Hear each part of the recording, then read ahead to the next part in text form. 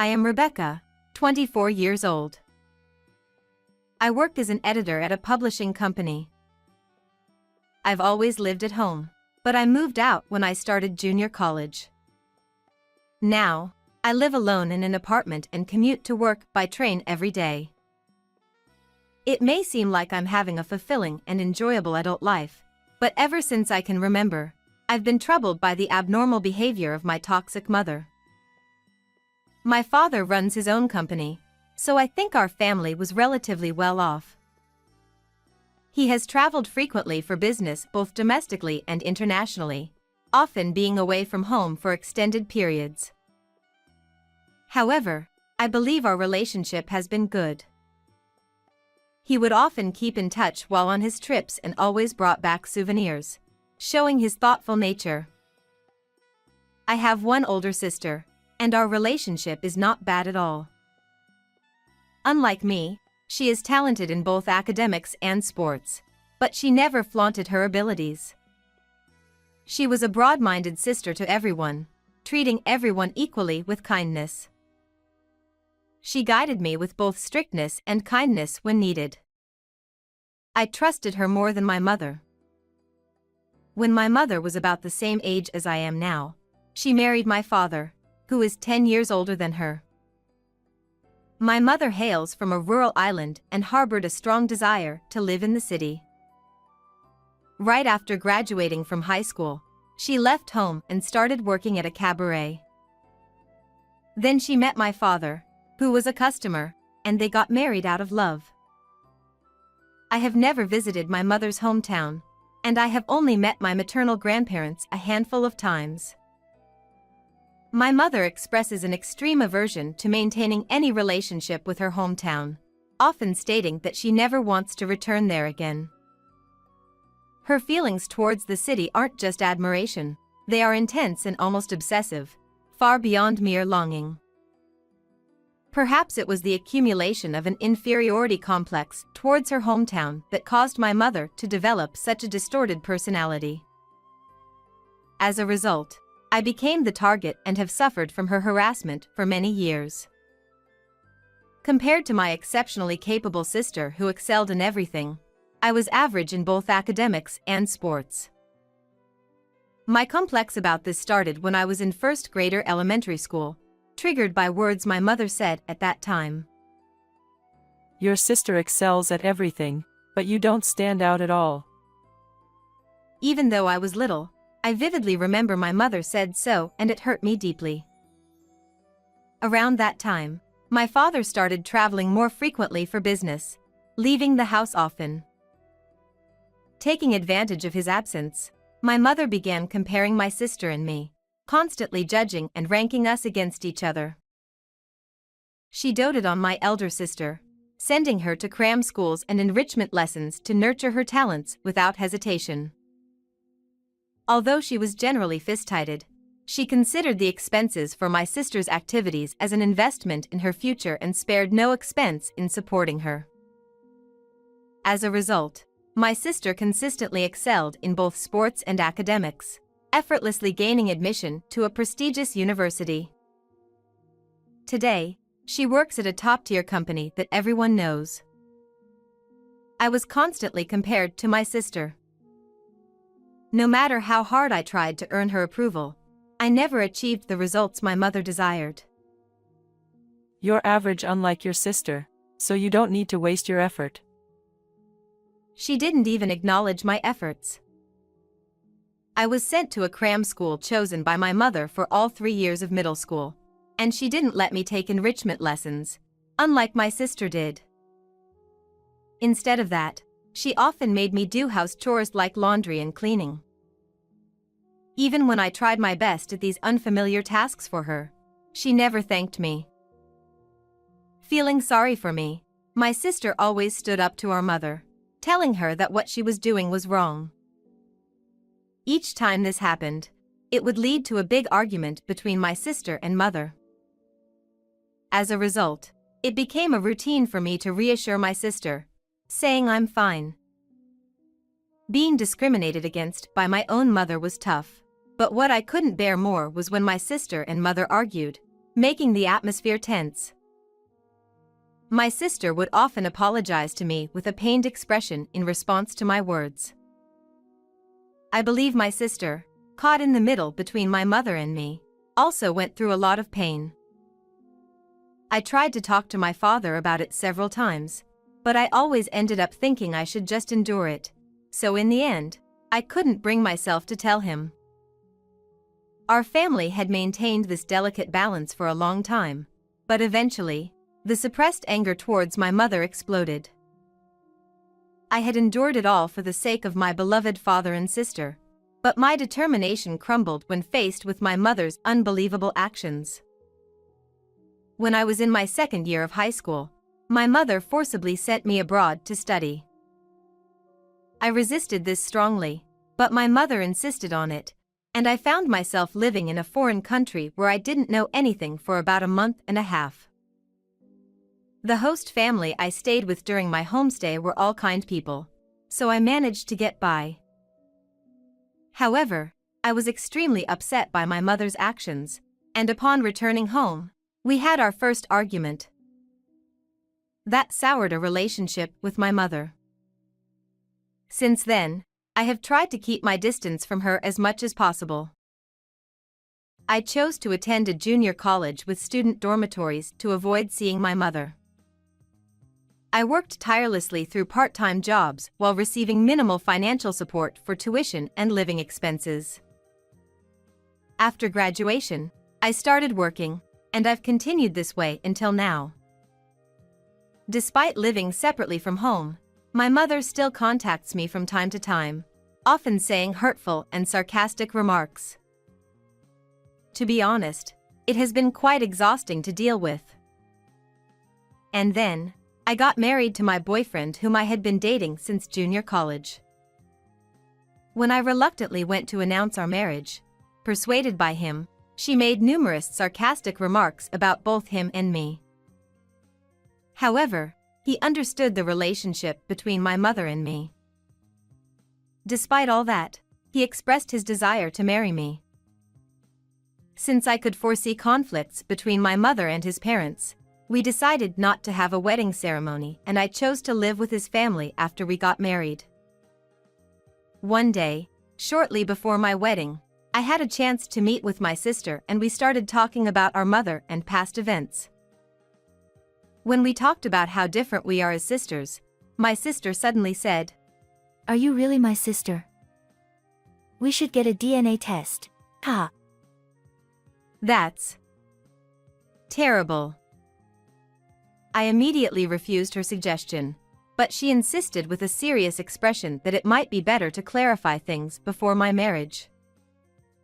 Looking back, Mom's favoritism towards me has been extreme. I've had a feeling for a while, but we might not be blood related. I got persuaded by her words and immediately went to the hospital with her to get a DNA test.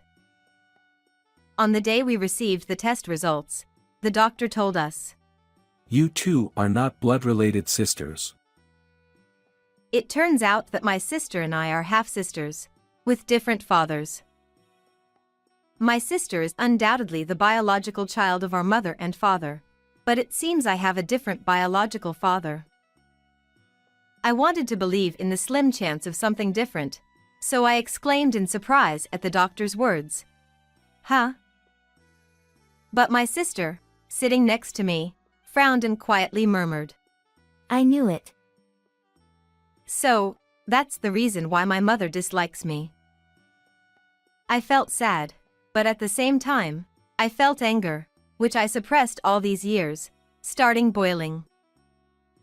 My sister suggested we tell our father immediately and confront our mother. However, I felt that a simple approach wouldn't satisfy me, so I told my sister I had a better plan in mind and decided to act on it right away. On the day my father was due to return from his business trip, my sister, mother, and I were waiting in the living room. My sister and I took the day off work, and we made sure my mother didn't leave the house by telling her we had something important to discuss. We hadn't given her any specific details, so she had been irritated since morning. After a while, my father came home, looking stressed. After a brief greeting, he sat down and looked at my sister and me. Taking this as my cue, I placed the paper detailing the DNA test results on the table. As my mother read through it, I could see her face getting stiff. "Can you explain what this means?" I asked her. She turned pale and gingerly looked at my father, not at me. It became clear that she had been hiding the truth not only from my sister and me but also from him. There's a deeper reason behind this. Glancing at my father's expression, she began to explain.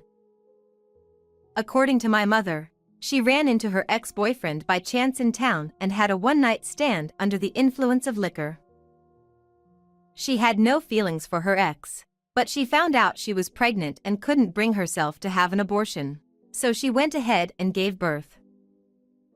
Watching my mother desperately trying to justify herself, I wanted to throw up. It gave me the creeps that she was making up a story, playing the victim.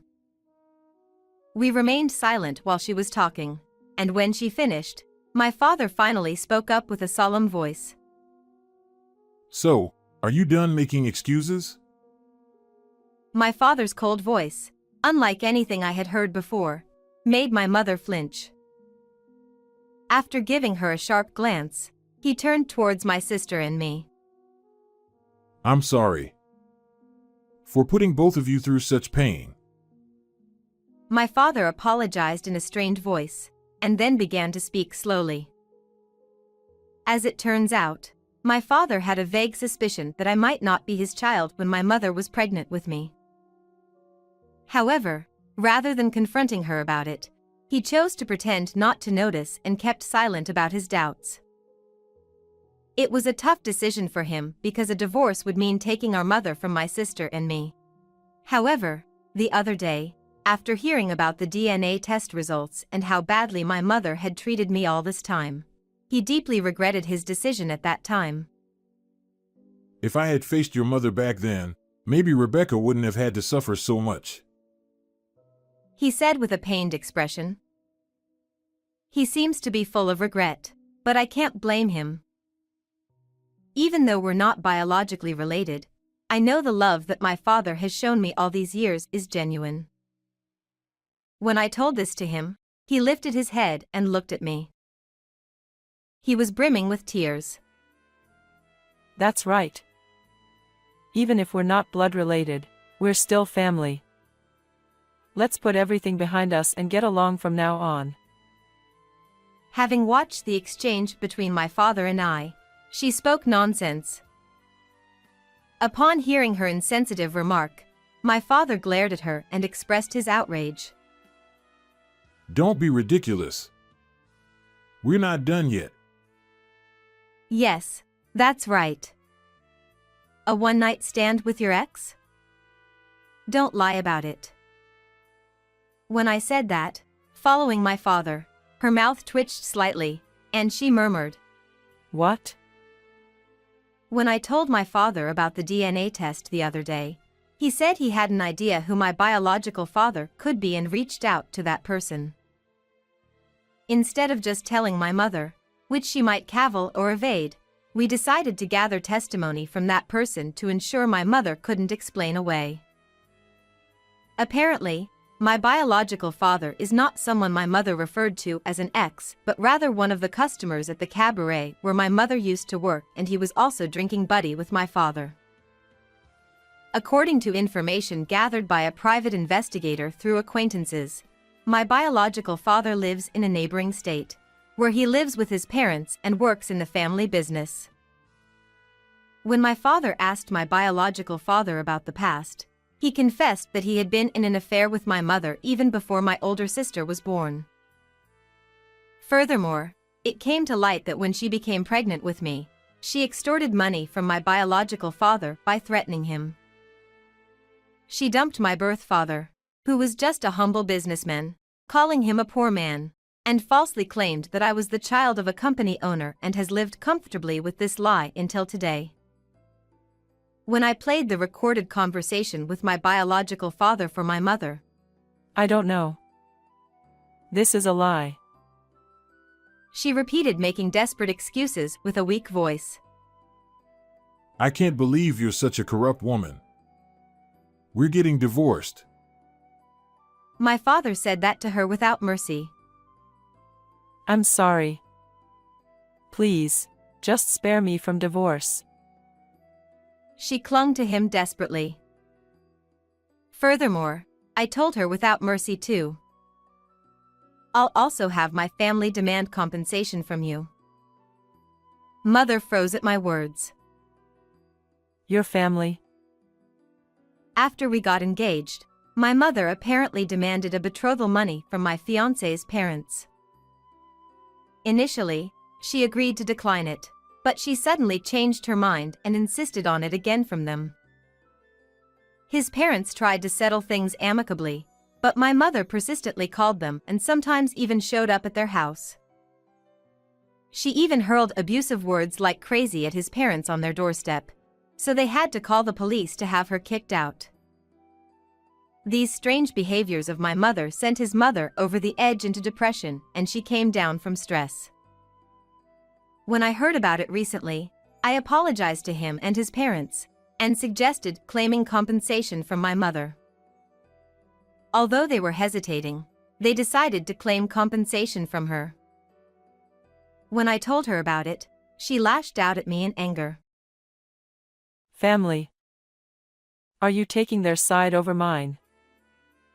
Of course. Because it's 100% your fault. Don't try to act like a mother now. I said it to her without hesitation. My mother started to lose her temper at my attitude, but my sister intervened calmly.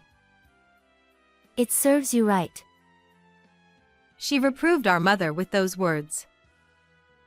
Finally, my father delivered what would likely be the most painful punishment for my mother. I've told your parents everything. They've agreed to take responsibility and bring you back to your hometown.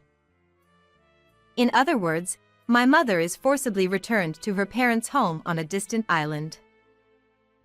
I heard that my mother's hometown is even more rural than I had imagined, with most people in the village living a self-sufficient lifestyle. Her parents are no exception to this. For my mother, who absolutely hates rural areas, returning to her hometown would be the ultimate humiliation. When my father told her about deportation, her face turned even paler than when she received the divorce announcement. Are you joking? I can't bear to live way out in the country. Please forgive me. She pleaded tearfully with my father and me for forgiveness. You forced me to study abroad even though I didn't want to. I pushed her away and said with resentment, recalling the bitter feelings from that time. She desperately apologized, repeatedly promising to change and expressing deep regret for her actions. However, no matter how many times she apologized, her words fell on deaf ears for us. My father said calmly, Pack your things and leave by the end of this week. We will contact you later about the compensation. Upon hearing this, it seemed my mother realized that our feelings wouldn't change, and she sat down weakly on the spot. Isn't this a great opportunity to change your life? Good luck. I looked down at her and said to her the exact words she had said to me when she forced me to study abroad. She cried, sobbing uncontrollably, but it was too late to regret it now. She must pay for her mistakes, in the form of compensation. Afterward, it seems my mother persistently resisted, not wanting to leave. However, she was forcibly dragged away by her parents, whom my father had called, and taken back to her hometown. My mother continued to mutter resentfully under her breath until the end, but when my grandfather scolded her, she quieted down and fell silent. My grandfather was a former teacher and quite strict, so he will probably re-educate her. I heard that my mother is living a very modest life on her hometown's remote island, which is a stark contrast to her previous life as the wife of a company owner. Moreover, in such a small community, her past actions have quickly become widely known, and she is feeling quite uncomfortable and embarrassed. She couldn't pay off the compensation with her savings and even after selling household items, so it seems she's working at the only shop on the island, asking for favors. On her days off, she crosses to the main island by boat for day labor to pay off the compensation in installments. As for me, I successfully married my fiancé and started living with his family. I continue to work at the publishing company as before, and I'm enjoying happy days with my kind in-laws and husband. I frequently keep in touch with my father and sister, and we are currently talking about going on a trip together, including my husband's parents. I've spent my life being constantly manipulated by my mother, but from now on, I want to live with my own will and develop the strength to follow through. I'll live in a way that one day, my future child will be proud to call me their mother. There's no way a fat kid like you could be mine.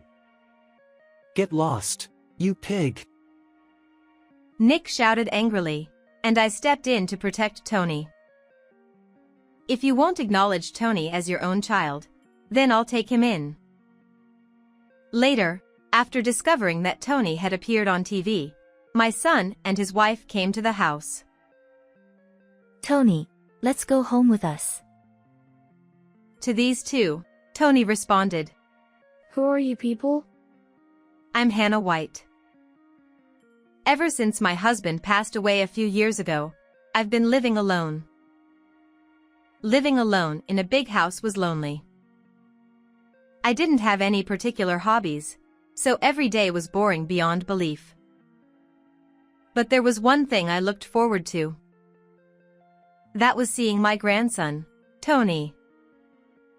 Meeting my adorable grandson Tony was my only source of comfort. My son Nick and his wife Wendy run a nightclub together.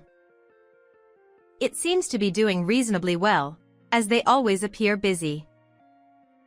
They had a baby when they had been married for a few years. Apparently, they had a plan to have a daughter and make her the poster girl for their club. Before the baby's gender was even clear, they went on a shopping spree for baby girl items, eagerly anticipating the arrival of a daughter. However, when the baby was born, it turned out to be a boy. The disappointment for both of them upon learning it was a boy was significant. I thought that once they saw the baby, they would find him adorable no matter what. I was optimistic, but it didn't turn out that way. Nick and Wendy showed little interest in the newborn baby and didn't seem inclined to take care of him much. They didn't even bother to think about the baby's name. I got fed up and suggested several options, from which they eventually chose the name Tony. They never showed any interest in Tony, no matter how much time passed. They were determined to have a girl next time, but they never conceived again. Over time, Wendy started to harbor what seemed like hatred towards Tony. Our plan was ruined because Tony wasn't a girl. It's all your fault. It seemed like Wendy harbored such misplaced hatred within her. Furthermore, Nick also started to adopt a cold attitude towards Tony, influenced by Wendy. If I had intervened at that point, perhaps things wouldn't have turned out this way. Eventually, Wendy stopped cooking meals for Tony. Wendy would leave a $5 bill on the table every day before heading out to work, and she wouldn't return until nearly dawn. Tony would spend the long evenings and nights alone. It must have been incredibly lonely for a young child to wait for their parents to come home all by themselves. Tony would use the money Wendy left to buy food from the convenience store every day. Tony, still very young, didn't consider nutritional balance and would often buy snacks like cake or potato chips from the convenience store. Additionally, there were times when he would eat discarded sandwiches. A child going to the convenience store alone every day inevitably stood out. The part-time worker at the convenience store felt sorry for Tony and secretly gave him some food. Thanks to this kindness, even on days when Wendy didn't leave any money, Tony never had to go without a meal. By the time Tony was in the 3rd grade, his weight had exceeded 70 kilograms. This was the result of his unhealthy diet consisting of cake, pizza, and snacks every day. Nick and Wendy were not happy about it. Since Tony gained weight, they started to hurl harsh words at him. You've gotten so fat. Cut it out already. There's no way a fat kid like you could be mine. Get out of here, you're just a nuisance. When I learned about these words being said, it felt like my heart was being torn apart. I couldn't imagine how Tony must have felt hearing such words from his own father.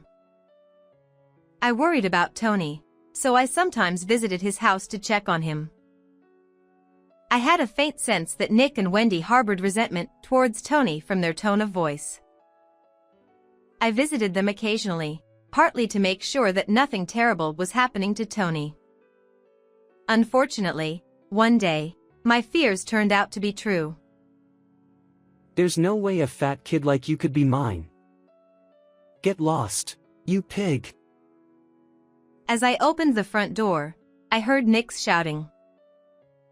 I hurried towards the direction of the sound and saw Tony lying on the floor. Judging from him holding his cheek, Nick probably had hit him. Nick, what are you doing? I rushed to Tony's side and pulled him away from Nick to protect him. Looking at Tony, he stared at me with a vacant expression.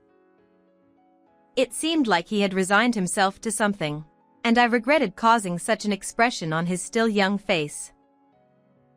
Nick hadn't noticed my presence. His eyes were wide open as if they were about to pop out of his head. Do you even realize what you're saying? Tony is undoubtedly your child. I shouted at Nick. Even though Tony was my own child, I couldn't comprehend Nick's thinking at all.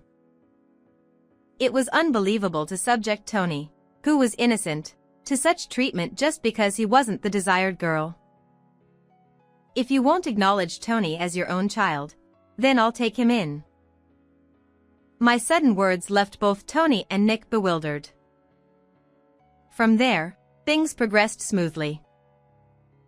Nick and Wendy eagerly jumped at my offer, seeing it as a convenient way to get rid of their problem. Thank you, Mom. Now we can focus on running the business, right, Wendy? Yeah, thank you so much. On the day I took Tony in, they said these words with brighter smiles than I had ever seen on them. Their smiles made me feel sad. I realized just how little they had cherished Tony. I had been watching, thinking that being with his biological parents would make Tony happy, but seeing this made me strongly regret not taking him in sooner. On our way back home, Tony said something like this. I'm sorry.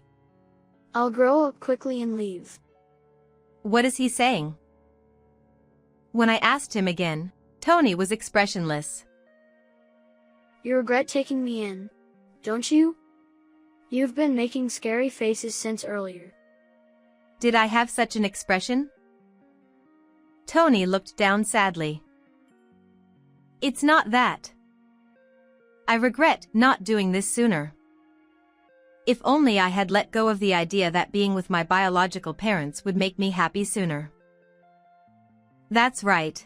I don't regret taking Tony in. What I regret is not separating him from those two sooner. Am I bothering you? Tony looked at me with anxious eyes. I hugged Tony tightly. Of course not. I'm confident that I love you more than those two ever did. Tony seemed unsure of what to do. After standing frozen like a stone for a while, he muttered softly. This is the first time I've hugged. Tears overflowed from my eyes. I made a firm decision to make this child happy, no matter what. From that day on, Tony became remarkably more energetic. He started laughing and talking much more than before, which was hard to believe considering his previous demeanor. Every day when he came back from school, he would happily tell me about his day while helping with dinner preparations. "You look happy today, Tony. Did something good happen?" You know what? Something funny happened today. While we were singing in music class, a sparrow flew into the music room. And then the teacher made a big fuss. I wondered why, and it turns out the teacher is scared of birds. She was about to cry. Tony chuckled, perhaps remembering the scene from earlier. Tony's presence was so adorable and endearing that I couldn't help but feel overwhelmed with love. Perhaps because Nick had started eating healthier meals since coming to my place, Tony's body shape had become more standard. While still retaining the typical cuteness of a child, his jaw became sharper, making him look quite handsome. He shyly told me that he had started to get approached by girls at school more often. Tony was happy every day, and I felt relieved to see him like that. It was the day of the first parent-teacher meeting since I took Tony in. The teacher made a suggestion. Would you consider having Tony take an IQ test at the hospital? This suggestion made me anxious. It felt like they were implying there was a problem with Tony's intelligence. Is Tony falling behind compared to others? When I asked, the teacher waved her hand hastily. No, quite the opposite. From my experience, Tony is likely gifted. The term gifted was unfamiliar to me, and I felt a bit puzzled. According to the teacher, gifted refers to children who have innate high abilities compared to their peers. The teacher handed me a sheet of paper. This is a graph showing his academic performance. As you can see, his grades have dramatically improved from a certain point. Indeed, the sudden rise on the graph was noticeable. Looking at the dates on the horizontal axis, it was clear that the change occurred shortly after I took Tony in. Since it was so sudden, I asked Tony if he had started attending a tutoring center or something. Even so, this kind of improvement is unusual. But that wasn't it. Apparently, Tony had been deliberately adjusting his performance to avoid getting good grades.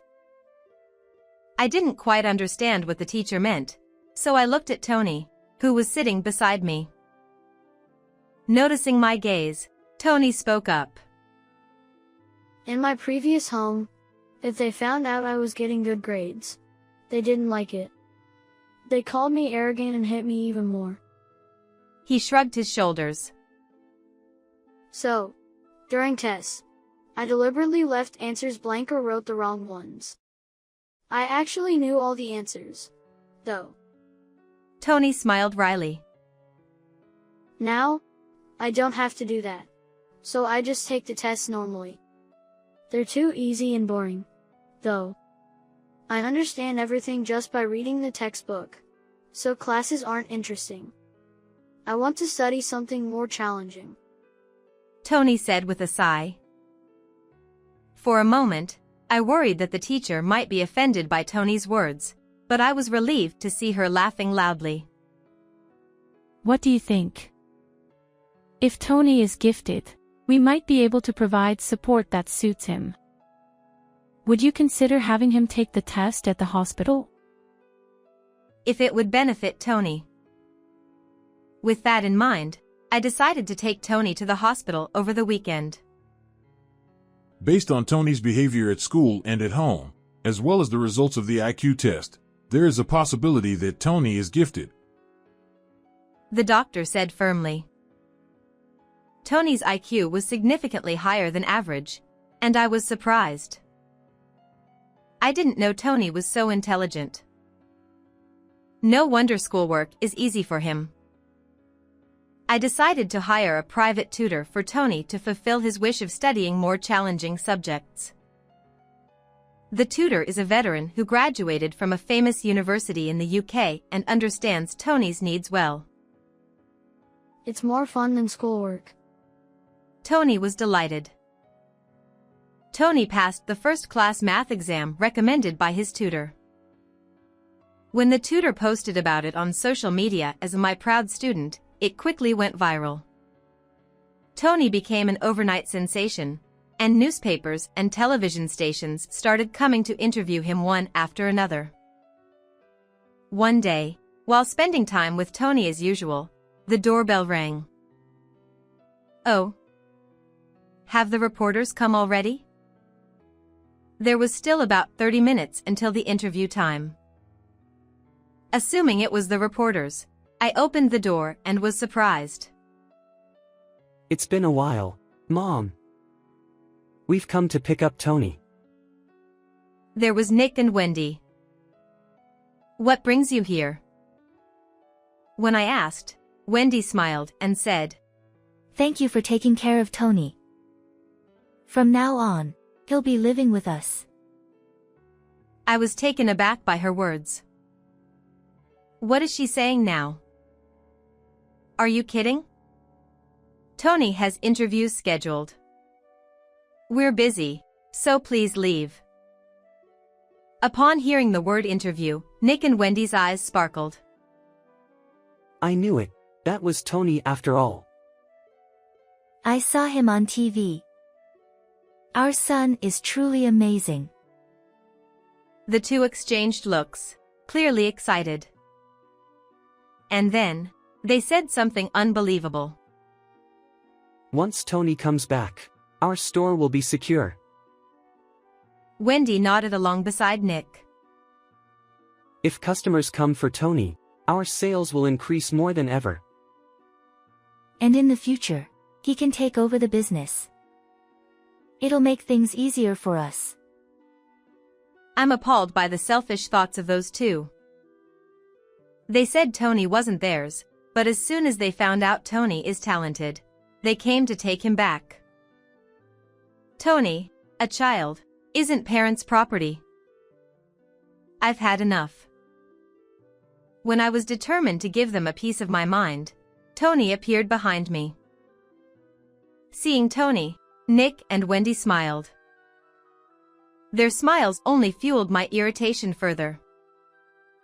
However, those smiles of the two were shattered by Tony's few words.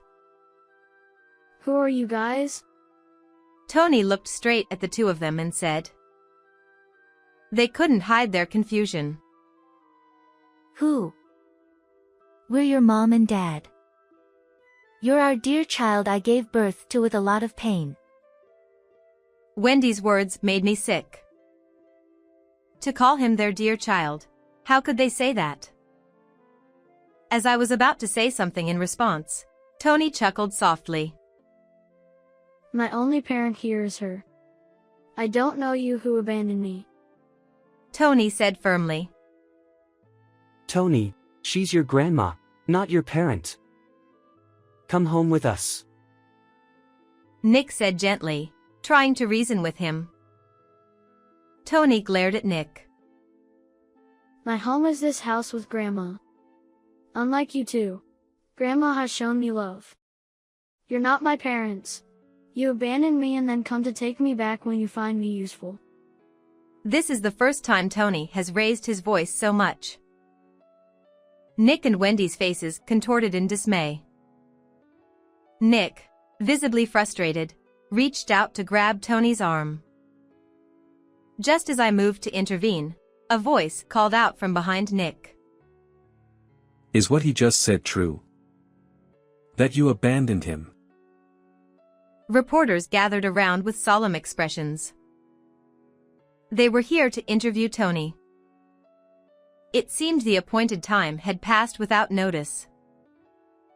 The reporters surrounded Nick and Wendy. Then they aimed their cameras at the two and fired a barrage of questions. Caught off guard, Nick and Wendy were left flustered. Days later, This interview aired on TV. The sad past of a genius boy, investigating the parents who abandoned him. The title was sensational and it had a tremendous impact. The two faced a backlash on social media and received numerous critical phone calls to their shop. It's unthinkable to abandon a child just because it's not a girl. Don't try to manipulate a child for your own convenience. In addition to these phone calls, apparently many people gathered to catch a glimpse of the faces of such terrible parents. Naturally, the situation made it almost impossible to operate the store normally. Desperate, Wendy sought help from her parents, only to receive a cold response. You reap what you sow. Deal with it yourself. We won't help someone who abandons their own child. Nick and Wendy were scorned and abandoned by everyone. They're making fuss about why they were facing such consequences, but it was clearly the result of their own actions. It would be good if this could be a turning point for them to repent. But from what I can see, it's unlikely. After that incident, Tony and I immediately moved away. I want to cut ties with those two. I can't stand going through something like that again. I respected Tony's wishes, and we moved far away to ensure that those two would never come near Tony again. It would have been ideal to take legal action, but even though we had adopted him, severing ties with biological parents is difficult. At Tony's new school, he made good friends. One of them seemed to understand Tony well. At home, Tony would bring his friend over to show him his self-made programming projects, enthusiastically explaining his intricate details. While Tony's technical obsessions are too difficult for me to grasp, his friend seemed to understand, nodding along and listening attentively as Tony talked. Sometimes, the two would engage in deep discussions about programming together. Watching Tony always looking so happy, I truly felt moving here was the right decision. Thanks to meeting such a good friend, Tony can live each day happily and freely. I want us to continue living together, getting along well and helping each other.